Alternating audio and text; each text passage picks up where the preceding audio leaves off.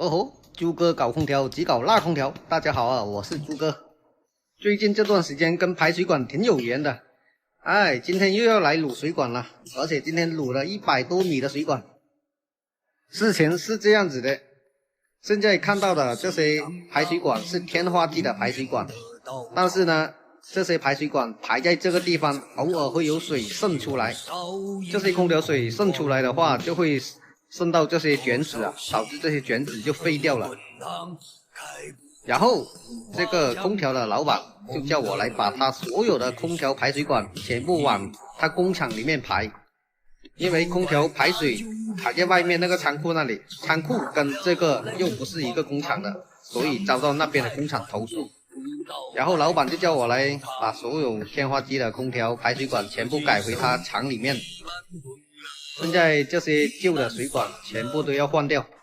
换另外一个方向，全部重新安装。100多米的排水管啊，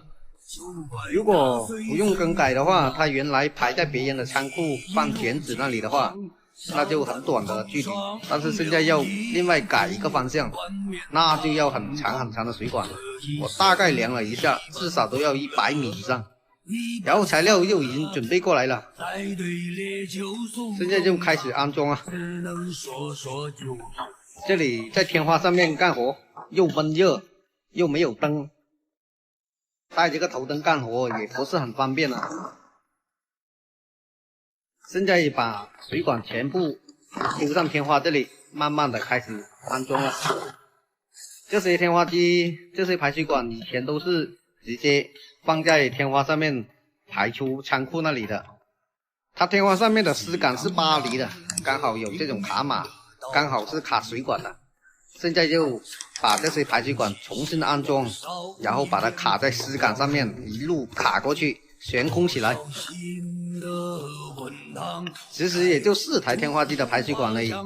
只是排水的方向距离太过远，所以说水管要的太长了。但是的话，3通透气口这些必须要做多几个给它，而且天花上面也灰尘很大的，透气口那里必须要加上雨帽、防尘帽，给它防止灰尘跑进水管里面。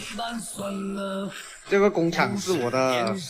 老客户了，他这里的环境很差的，所以4台空调我要给他装4条排水管，1台机1条。本来想着2台机共用1条排水管过去都是可以的，但是的话以前也是这么干过，还是很容易堵啊。